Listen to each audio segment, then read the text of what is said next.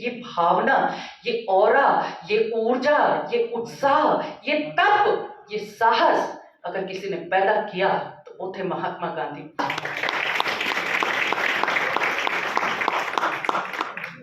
कि ट्रांसवाल वो प्लेटफॉर्म था जहां उठाकर गांधी को डब्बे से बाहर फेंक दिया गया।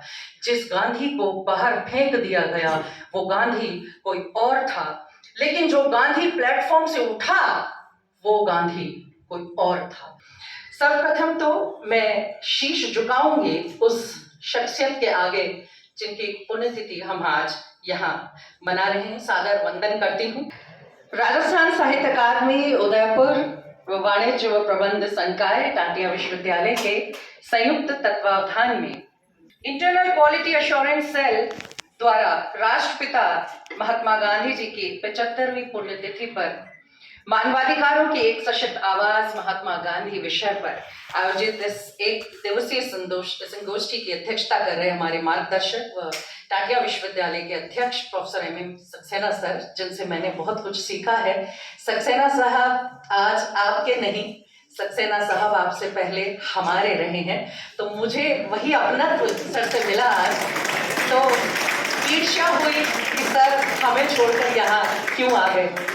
तो सर आपको बार बार बुलाने की तमन्ना मन में रहती है, आगे बुलाते रहेंगे और आपका मार्गदर्शन हमें मिलता रहेगा इसी आशा के साथ। विशिष्ट अतिथि जो बहुत ओजस्वी वाणी में अभी अपनी बात कहकर गए, डॉक्टर संदेश त्यागी जी जो प्राचार्य हैं वाहेगुरु महाविद्यालय अबोहर से।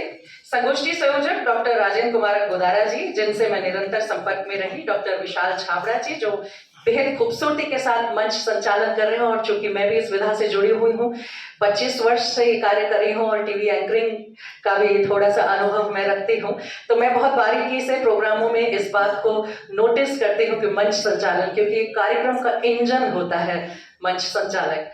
तो आपके बेहतरीन मंच संचालन के लिए आपको बहुत सारी शुभकामनाएं सर। डॉक्टर आशाराम जी, जिनके साथ मेरा परिचय एक कॉलेज में सिलेक्शन कमेटी में हुआ था, और आशु जी तो किसी परिचय के मोहताज हैं ही नहीं। राजस्थानी के बहुत बड़े विद्वान हैं, पत्रकारिता करते हैं, लेखक हैं, चिंतक हैं। आप सभी की बातें मैंने सुनी।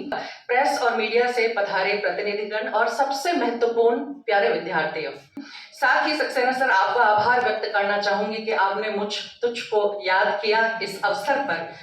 अभिभूत हूँ इस कार्यक्रम में अपनी उपस्थिति देकर और बच्चों का उत्साह देकर। हाउसफुल ये कार्यक्रम है, पीछे तक बच्चे बैठे हुए हैं और वाकई भाषण को ग्रहण करना, भाषण को सुनना बड़ा गरिष्ठ हो गया है आज के विद्यार्थियों के लिए। मैं पूर्णतः सहमत हूँ त्यागी जी की इस बात के लिए, लेकिन जिस अनुशासन के साथ विश्वविद्यालय के बच्चे यहाँ बैठे हुए हैं और सुन रहे हैं, और कुछ के एक्सप्रेशंस को मैं बहुत बारीकी से ऑब्जर्व भी कर, क्योंकि पर्सनालिटी डेवलपमेंट की क्लासेस में लेती रही हूँ, तो बहुत बारीकी से आपके अनजाने में बिना आपको सूचना देते हुए मैंने नोटिस भी किया कि बच्चे डूब कर सुन रहे हैं। अच्छा लग रहा है। साथियों, गांधी जी प्राय कहा करते थे कि मेरा जीवन ही मेरा संदेश है। गांधी जी की कोई भी कार्य सबसे पहले स्थानीय स्तर पर ही किया करते थे। Local self government, Swaraj. दुनिया बदलने के लिए दुनिया के पीछे भागना उन्हें कतई पसंद नहीं था। मिट्टी के कण में पृथ्वी देख सकने वाली दृष्टि थी। गांधी जी मानते थे कि प्राकृतिक आपदाएं प्रकृति के साथ हुए अन्याय का प्रतिफल हैं, जिसके लिए मूलतः मानव ही दोषी है। पालक के रूप में प्रकृति का विनाशक का भी रूप है, जो हमने कोविड में देखा। कोरोना ने आज हम सभी को अकेला कर दिया। आपने भी अपने आप को कुछ समय अकेला महसूस किया होगा। हमें स्पष्ट दिखाई पड़ा कि महामारी के डर ने इंसान को इंसान से अलग कर दिया। उस अलगाव से कोरोना रुका नहीं है। आज गांधी होते तो कहते कि पड़ोसी की सेवा करना हमारा परम धर्म है, और इस तरह वे समाज को जोड़ रहे होते। इस जुड़ाव से सबक मिलता है और व्यक्ति मनोवैज्ञानिक आधार पर स्वयं को शक्तिशाली महसूस करता है। मित्रों, आप सभी जानते हैं मनोबल बीमारी का आधार इलाज है। वुहान में विषाणु पैदा हुआ और वैश्विक अर्थव्यवस्था पर फिर से संकट आ गया। महाकाय अर्थव्यवस्था ने दगा दे दिया। गांधी जी महाकाय अर्थव्यवस्था की जगह स्थानीय अर्थव्यवस्था को महत्व देते थे।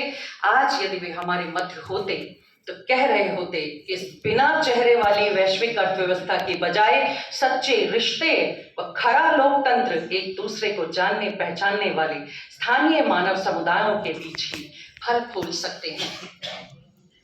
बापू ने राजनीतिक चरित्र की धारा को बदलकर एक ऐसे संगम के रूप में स्थापित किया जिसमें गर्म दल और नरम दल दोनों की लकीरें ही विलीन हो गई। भारतीय क्रांति की अभिव्यक्ति गांधी के विचारों से प्राप्त होती है। वे इतिहास के पहले व्यक्ति थे जिन्होंने राजनीतिक लोक चेतना के स्तर पर राष्ट्र को एकता के रूप में पिरोने का काम किया। चंपारण गांधी की राजनीतिक आणविक शक्ति का प्रथम स्थल था, जहां से निष्क्रिय प्रतिरोध समेत कई राजनीतिक दर्शन की धाराएं प्रस्फुटित हुई। वो गांधी ही था जिसने गरीबों को गले लगाया, वो गांधी ही था जिसने अहिंसा से स्वराज दिलाया, वो गांधी ही था जिसने गुर्बत में गुजारे दिन, वो गांधी ही था जिसने हे राम कह ली सांस अंतिम, वो गांधी ही था जो आज विचार बना, वो गांधी ही था जिसने चरखे से देश बुना। परसों गांधी जी पर ही, क्योंकि मैं यहाँ आने का कमिटमेंट कर चुकी थी, तो एक छोटी सी बात विद्यार्थियों आपके साथ साझा करूं। जो कार्यक्रम हम 30 तारीख को करने वाले थे, लेकिन आदरणीय सक्सेना सर की बात को मैं टालने का दुस्साहस नहीं कर सकती थी, इसलिए आज मैंने कमिट किया कि मैं आपके पास आ जाऊंगी और हमने एक संगोष्ठी गांधी और सामाजिक समरसता पर 28 तारीख को बीकानेर में आयोजित की, जिसके आयोजन सचिव मैं स्वयं थी। और हमें सौभाग्य प्राप्त हुआ उस ध्रुव को सुनने का। मुख्य वक्ता के रूप में, मुख्य अतिथि के रूप में हमारे यहाँ नंद किशोर आचार्य साहब मौजूद थे और उन्होंने एक बात कही, जो लेसन मैंने उनका, बहुत लंबी बातचीत है, वीडियोज हैं हमारे पास, जो लेसन मैंने सीखा कि अहिंसा की एक डेफिनेशन नंद किशोर जी के मुंह से मैंने सुनी। और उन्होंने कहा कि गांधी की अहिंसा मात्र एक उपदेश नहीं थी, गांधी की अहिंसा मात्र एक उपदेश नहीं थी, बल्कि व्यवहारिक आदर्शवाद पर आधारित थी। व्यवहारिक आदर्शवाद और अन्याय के प्रति एक न्यायपूर्ण संघर्ष थी। तो अहिंसा की ये नई डेफिनेशन मुझे वहां से मिली। गांधी व्यक्ति नहीं, विचार है। कुछ बातें जो मुझसे पहले हो चुकी हैं उन्हें मैं रिपीट नहीं करूंगी। मानवाधिकार की पहल गांधी के जीवन में कहां से आई? श्रीमती रोजा पार्क्स द्वारा संयुक्त राज्य अमेरिका के अलाबामा में मॉन्टगोमेरी में एक सार्वजनिक बस में सीट खाली करने से इनकार करने और इस अपराध के लिए जुर्माना लगाने की उनकी तत्परता के लिए उन्हें प्रतिबद्ध किया था। आश्चर्यजनक रूप से कुछ मानवाधिकार कार्यकर्ताओं और नागरिक अधिकारों के समर्थकों ने नागरिकों को समान नागरिक अधिकार सुनिश्चित करने के लिए मानवता की यात्रा के दौरान इन दो समान घटनाओं के भारी प्रभाव का अध्ययन करने की परवाह की और बुनियादी अधिकारों के विरोध में विद्रोह में उठने के लिए मानव भावना की प्रबल इच्छा का अध्ययन किया। हम जानते हैं, सभी बच्चे जानते हैं, यहाँ बैठा हर व्यक्ति जानता होगा कि ट्रांसवाल वो प्लेटफॉर्म था जहाँ उठाकर गांधी को डब्बे से बाहर फेंक दिया गया। जिस गांधी को बाहर फेंक दिया गया वो गांधी कोई और था, लेकिन जो गांधी प्लेटफॉर्म से उठा वो गांधी कोई और था। और वही वो गांधी है जिसे आज हम माँ सरस्वती के समकक्ष पूजनीय मानकर पूज रहे हैं। न सिर्फ हम, बल्कि वो देश जिसके खिलाफ गांधी ने लड़ाई लड़ी, उसने भी उसकी याद में डाक टिकट जारी किया। ऐसे थे गांधी। नेटाल में भारतीयों पर आरोप लगाया गया कि वे अपनी आदतों के पक्के हैं, आदतों के पक्के हैं और घर तथा अपने आसपास सफाई नहीं रखते। गांधी ने अपने देशवासियों को शिक्षित करने का प्रयास किया। डरबन में प्लेग की सूचना मिलने पर उन्होंने सक्रिय भूमिका निभाई। इस प्रकार अफ्रीका में कानूनी मुकदमे भी लड़े और नगर पालिका से मुआवजे दिलवाए और अछूतों व बहिष्कृत समाज के लिए काम करना आरंभ किया।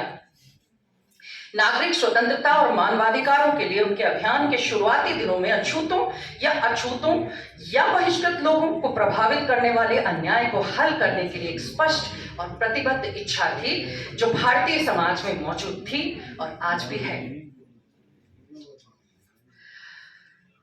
बच्चों, अब आप लोगों से सीधा संवाद करना चाहूंगी। क्या आप में से कोई मुझे बता सकेगा, यहाँ महिला अधिकारों की बात की थी उनसे पूर्व वक्ताओं ने कि महिलाओं को भी मानवाधिकार की बात, गांधी कहते थे कि स्वराज हमें जब तक नहीं मिल सकता। आशाराम जी ने बात की थी और मेरे दिमाग में एक प्रसंग आया जो मैंने नोट कर लिया, जो मैं नहीं सोचा था मैंने कि बताऊंगी, लेकिन चूंकि ये बात आई है तो एक सवाल आपकी तरफ मैं फेंकना चाहती हूँ और पूछना चाहती हूँ, क्या आप में से कोई बता सकेगा कि बूढ़ी गांधी के नाम से किसे जाना जाता है?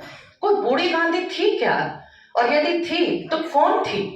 एक महिला जिसे गांधी और बूढ़ी गांधी का नाम दिया गया, क्या किसी ने कहीं पढ़ा है, सुना है? कोई एक जिसे आता हो वो हाथ खड़ा करे। नहीं, तो इसलिए मैं समझती हूँ कि मुझे वो प्रसंग आप सभी के साथ शेयर करना चाहिए। बस दो प्रसंग, मैं बहुत लंबा समय नहीं लूंगी। मातंगिनी हाजरा का नाम यदि आपने नहीं सुना तो मैं आपको बताऊं कि वो दौर ऐसा दौर था जब बहुत कच्ची उम्र में विवाह हो जाया करते थे, बाल विधवाओं का भी समय था। तो मातंगिनी पश्चिम बंगाल में तामलुक इलाके में एक बाल विधवा थी, और उस समय का दौर ऐसा था कि जब उनके पति की मृत्यु हुई तो मातंगिनी को ससुराल वालों ने घर से बाहर कर दिया, और जब ससुराल से उनको बहिष्कृत कर दिया गया तो मायके वालों ने भी उन्हें स्वीकार नहीं किया। स्थितियां ये हो गई कि मातंगिनी एक झोपड़ी बनाकर वहीं तामलुक में एक पुलिस थाने के पास झोपड़ी बनाकर रहने लगी, और उन्हें लगा कि अब मैं क्या करूं, तो वो समाज सेवा में जुड़ गई। उस पुलिस थाने के सामने से गांधी कई बार गुजरते थे और गांधी के साथ उनके अनुयायी गुजरते थे। उन्होंने नमक सत्याग्रह की रैलियां देखी थी, उन्होंने भारत छोड़ो आंदोलन की, और उन्हें लगा कि मुझे गांधी के इस गुट में, इस काफिले में शामिल हो जाना चाहिए। वो शामिल हो गई और इतनी देशभक्ति की लौ उनमें जागृत हो गई कि एक मामूली बाल विधवा महिला को आज हम बूढ़ी गांधी, इस पर मेरा एक आर्टिकल है, अखबार जीवन संगिनी नाम का अखबार, उसमें आर्टिकल लिखा था मैंने। और बूढ़ी गांधी को क्यों याद किया जा रहा है? ऐसे तो बहुत सारी महिलाएं उनकी अनुयायी रही होंगी, लेकिन एक विशेष कारण, अपने तिरंगे को फहराना उस समय गुनाह माना। जब हमें स्वतंत्रता नहीं मिली थी तो कोई तिरंगे को फहरा दे।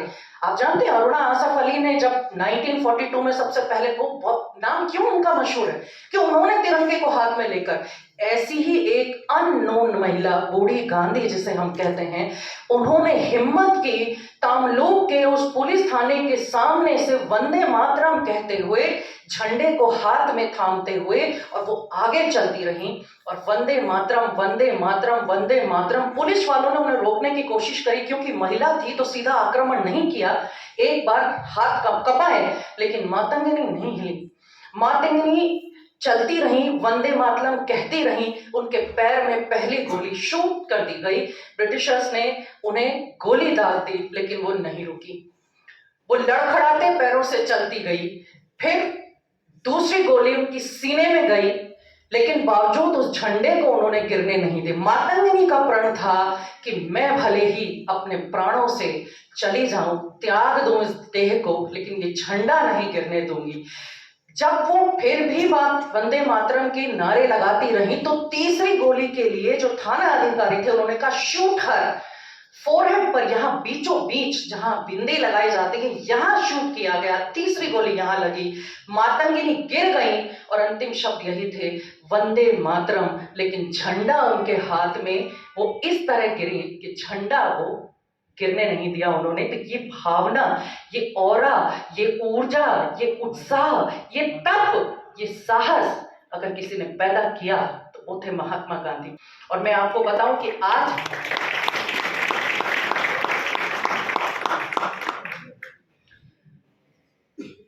मेरा अपना 10 साल का बच्चा, उसका प्रसंग भी आपको सुनाऊंगी। इससे पहले आइए जान लेते हैं कि गांधीवादी विचारधारा, हम कहते हैं वो गांधीवादी विचारधारा के हैं।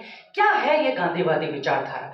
आप चाहें तो ये सारे लेक्चर्स आज ऐसे हुए हैं कि जिसमें हम नोट्स ले सकते हैं, क्योंकि गांधीयन फिलॉसफी अपने आप में एक पेपर भी होता है। और बच्चों, आप किसी भी कॉम्पिटिटिव एग्जाम को अगर क्लियर करने जाएंगे तो आपको फ्रीडम स्ट्रगल पर एक ना एक क्वेश्चन जरूर मिलेगा, और फ्रीडम स्ट्रगल बिना गांधी के एक प्रश्न चिन्ह मात्र रह जाता है।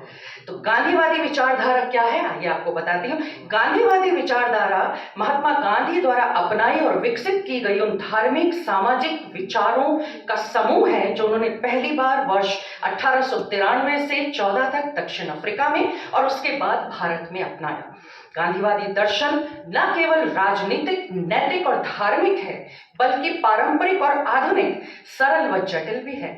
ये कई पश्चिमी प्रभावों का प्रतीक है जिनको गांधी ने उजागर किया था, लेकिन ये प्राचीन भारतीय संस्कृति में निहित है और सार्वभौमिक नैतिक और धार्मिक सिद्धांतों की पालना करता है। यह दर्शन कई स्तरों आध्यात्मिक, धार्मिक, नैतिक, राजनीतिक, आर्थिक, सामाजिक, व्यक्तिगत और सामूहिक आदि पर मौजूद है, जिसके अनुसार मुख्य जो बिंदु हैं, 3 बिंदु मैं पढ़ूंगी। आध्यात्मिक या धार्मिक तत्व और ईश्वर उसके मूल में है। मानव स्वभाव का मूल रूप से सद्गुण उसका स्वरूप है। सभी व्यक्ति उच्च नैतिक विकास और सुधार करने के सक्षम हैं। वो ये नहीं कहते थे कि जो नैतिक रूप से उच्च होते हैं वो गॉड गिफ्टेड होते हैं। सभी व्यक्ति उच्च नैतिक विकास और सुधार करने में सक्षम हैं। गांधीवादी विचारधारा आदर्शवाद पर नहीं बल्कि व्यवहारिक आदर्शवाद, ये देखिए नंद किशोर जी के दोबारा शब्द रिपीट हो रहे हैं, व्यवहारिक आदर्श, प्रैक्टिकलिटी, व्यवहारिक आदर्शवाद पर निर्भर थी। और अब एक छोटा सा प्रसंग आपको अपने बच्चे का सुनाऊं कि क्यों हम याद करते हैं। कई बार हिस्ट्री जब मैं पढ़ाती हूँ, हिस्ट्री एक ऐसा सब्जेक्ट है कि अधिकतर बच्चे ये कहते हैं कि मैडम हम, जब मेरे पास बच्चे आते हैं यूनिवर्सिटी में और वो हिस्ट्री ऑप्ट करते हैं, तो कई बच्चे क्लियरली ये कहते हैं कि मैम हम तो हिस्ट्री की क्लास में पीछे बेंच पे सोते थे, हमें कभी डेट्स याद नहीं होती, हमें कभी घटनाएं याद नहीं होती, लेकिन फिर भी हम हिस्ट्री पढ़ते हैं। जीके में हिस्ट्री को पढ़ना सबसे ज्यादा इंपॉर्टेंट है। आईआईटी किए हुए लोग हिस्ट्री ऑप्ट करके आईएएस क्लियर कर रहे हैं, तो क्यों हिस्ट्री को पढ़ना जरूरी है ये मैं बताना चाहूँगा। बहुत कॉमन सब्जेक्ट है हिस्ट्री। हिस्ट्री के टीचर्स बहुत आसानी से उपलब्ध हैं। हिस्ट्री को पास करना बहुत आसान है, लेकिन हिस्ट्री को समझना, हिस्ट्री को जीना बहुत मुश्किल है। और वो ये लीजेंडरी पर्सनैलिटीज, यदि आप पॉलिटिकल साइंस पढ़ेंगे तो गांधी को पढ़ेंगे, और हिस्ट्री को पढ़ेंगे तो गांधी को पढ़ेंगे, और दर्शन को पढ़ेंगे तो भी गांधी दर्शन अपने आप में एक यूनिट होती है। और गांधी तो एक युग है, उन्हें शब्दों में बांधना इतना दुष्कर है, क्या पढ़ूं, क्या छोड़ूं, क्या बताऊं, समझ में नहीं आता। लेकिन एक बार मेरे 10 साल के बच्चे के मन में कब गांधी ने घर बना लिया मुझे भी पता नहीं चला। 28 तारीख की संगोष्ठी से पहले जब मैं तैयारियां कर रही थी तो मैंने अपने बच्चे से पूछा कि बेटा मम्मा एक संगोष्ठी करवा रही हैं, आप चलेंगे उसमें? तो उसने कहा हाँ मैं चलूंगा। मेरे मन में आया कि उससे पूछूं कि क्या वो गांधी बनना पसंद करेगा। तो मैंने उससे पूछा कि बेटा आप गांधी बनकर चलना पसंद करेंगे? तो उसने बहुत जल्दी से सहर्ष हाँ भरी। और हाँ भरने के बाद मुझे एक बार डर लगा कि मैं उसे गांधी बनाऊंगी, तो मैं ड्रेस तो ले आऊंगी गांधी जी की, लेकिन सर्दी में वो 10 साल का बच्चा जब वो गांधी जी की ड्रेस पहनेगा तो उसे ठिठुरन महसूस होगी, उसे कपकपी महसूस होगी। मैंने कह दिया, उसने हाँ भी भर ली, लेकिन बावजूद उसके मैंने धीरे से उससे सजेस्ट किया कि बेटा आप एक काम कर लेना, आप बनियान पहन लेना ताकि आपको सर्दी नहीं लगे। तो आप विश्वास करेंगे उसका क्या उत्तर था? उसने तपाक से मुझसे ये पूछा कि मम्मा गांधी बनियान पहनते थे क्या? मेरे पास उत्तर नहीं था। एक माँ होने के नाते मैं झूठ बोल सकती थी कि हाँ बेटा गांधी सर्दी में बनियान पहन लिया करते थे। मेरे एक साथी प्रोफेसर ने भी मुझे कहा कि मैडम आप बच्चे को ये कह दीजिए कि वो पहन लेते थे बनियान। लेकिन जब हम बात करते हैं सत्य की, इस सत्य की बात करके मैं उस असत्य के साथ उस बच्चे ने मुझे इंटरनेट पर, छोटे से बच्चे आज मोबाइल हम सबके पास हैं, तो ये मोबाइल इस मामले में अवतार भी कहूंगी मैं। उसने मुझे दर्जनों नहीं सैकड़ों तस्वीरें दिखा दी जिसमें गांधी ने बनियान नहीं पहनी हुई थी। उसने कहा मम्मा जब गांधी बनियान नहीं पहनते थे तो आप मुझे बनियान क्यों पहनाना चाहती हो? मैं वही पहन कर जाऊंगा, मैं पटका पहनकर ही गांधी बनकर संगोष्ठी में बैठूंगा। और आप विश्वास करेंगे मेरे हर्ष के वो पल जब नंद किशोर जी ने अपनी सूत की माला उस बच्चे के गले में डाली, तो कब गांधी का विचार, कब गांधी का आचरण, न जाने वो बच्चा बड़ा होकर क्या बनेगा, लेकिन आज वो गांधी को लेकर इतना मजबूत है। तो मुझे लगता है कि यदि वो उस विचार को, गांधी के ड्रेस को भी अगर उसने इस तरह अपने ऊपर लागू कर लिया है, तो गांधी का एक विचार भी अगर वो जी लेगा, तो बच्चों, मेरा बच्चा ही नहीं, आप सभी भी एक शिक्षक के लिए उसके सारे बच्चे अपने बच्चों के समान होते हैं। तो आप सभी अहिंसा, कितनी सारी बातें हुई हैं यहाँ, सत्याग्रह की बात हुई है, स्वराज की बात हुई है, सत्य की बात हुई है, अहिंसा की बात हुई है, मानवाधिकार की बात, इसमें से एक भी कोई गुण यदि आप उससे चिपक कर पूरे जीवन चलेंगे तो गांधी का कुछ अंश अपने अंदर महसूस करेंगे, और अगर हम अपने अंदर गांधी का अंश महसूस करेंगे तो दुनिया उसी तरह हमें याद करेगी जैसे आज हम शीश नवाते हैं। तो इन्हीं भावनाओं के साथ, इन्हीं कामनाओं के साथ आपने मुझे धैर्य के साथ सुना। बच्चों ने बहुत अनुशासित होकर मेरी बात को ध्यान से सुना। इस बात के लिए बच्चों आप सभी को बहुत बहुत धन्यवाद और शुभाशीष कि आप इस तरह के आयोजन करते रहें, गांधी को पढ़ें, समझें और जीने का प्रयास करें, क्योंकि गांधी एक युग रहे हैं और युग को शब्दों में समेटना हम लोगों ने दुस्साहस किया। मैं तो अपनी बात कहूंगी कि मैंने दुस्साहस किया, लेकिन उसे जीने के लिए, उसे समझने के लिए एक जीवन कम है। गांधी वो स्कूल रहे हैं, गांधी वो विश्वकोश रहे हैं। तो ऐसे शख्सियत को बार बार नमन और वंदन करते हुए अपनी वाणी को विराम देना चाहूंगी। बहुत बहुत आभार।